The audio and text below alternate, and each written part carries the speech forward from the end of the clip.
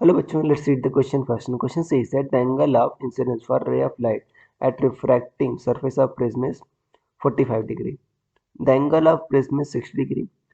If ray suffers minimum deviation through prism, then angle of minimum deviation and refractive index of material of prism is respectively are. First is 30 degree 1 by root 2, 45 degree 1 by root 2, 30 degree 1 by root 30 degree root 2 and 45 degree root 2. So students आपको क्या बताना है angle of minimum deviation और बताना है कि आपका material का रिफ्रैक्टिव इंडेक्स। देखो बच्चों, इसमें सबसे पहले आपको समझना हो की कंसेप्ट क्या है आपका प्रिज्म।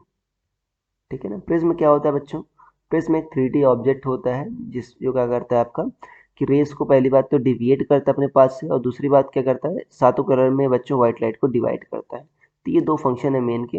और इस केस में जो डिविएशन है कह रहा है मिनिमम डिविएशन केस है। देखो मैं प्रिज्म आपको बना देता हूँ, मान लो ये आपका प्रिज्म है। मिनिमम डिविएशन बच्चों एक ऐसा डिविएशन होता है जहां पर आपका एंगल ऑफ इंसिडेंस और एंगल ऑफ इमर्जेंस दोनों बराबर होते हैं। मतलब कुछ ऐसा केस है, ये आपका एंगल ऑफ इंसिडेंस मान लो ये क्या हो गया आपका आई हो गया, रे ऐसे जाएगी, मान लो यहाँ पर एंगल ऑफ इमर्जेंस मान लो आपका ऐसा हो गया। तो आपका angle of incidence angle of emergence बराबर है। अगर आई और ई बराबर है बच्चों तो यहाँ पर जो दोनों एंगल्स होते हैं ना R1 R2 ये भी बराबर होते हैं, स्नेल्स लॉ से कह सकते हो। और R1 प्लस R2 बच्चों ए होता है, ए क्या है प्रिज्म एंगल। तो R1 R2 दोनों बराबर है, R1 equal to R2 equal to R। और ज्योमेट्री से हमको पता है R1 प्लस R2 क्या होता है आपका ए के बराबर होता है। R1 R2 दोनों R है, तो 2R किसके बराबर हुआ ए के, तो R किसके बराबर हुआ A/2। ये हुआ। अब यहाँ पर देखते हैं बच्चों आर ए क्या है बच्चों, प्रिज्म एंगल दे रखा है आपको 60 डिग्री, तो 60/2 कितना हो जाएगा 30 डिग्री। तो यहाँ पर एंगल कितना है आपका 30 डिग्री।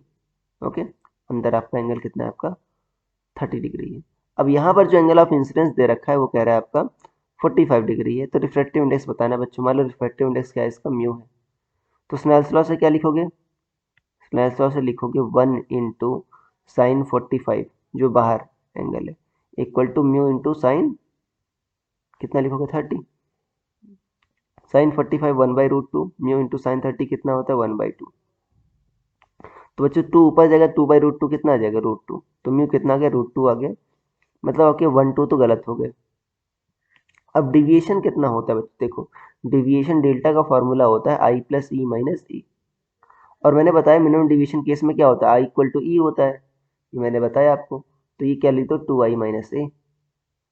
और एंगल ऑफ इंसिडेंस कितना है आपका 45 है, 2 इंटू 45 ये कितना ए क्या है prism angle that is 60, 90 minus 60 कितना होगा 30। तो डिविएशन आपका 30 आ गया और रिफ्रैक्टिव इंडेक्स √2। अगर आप चेक करो ऑप्शन तो आपका ऑप्शन नंबर 3 मैच कर रहा है। So I hope you understood it well. Best of luck.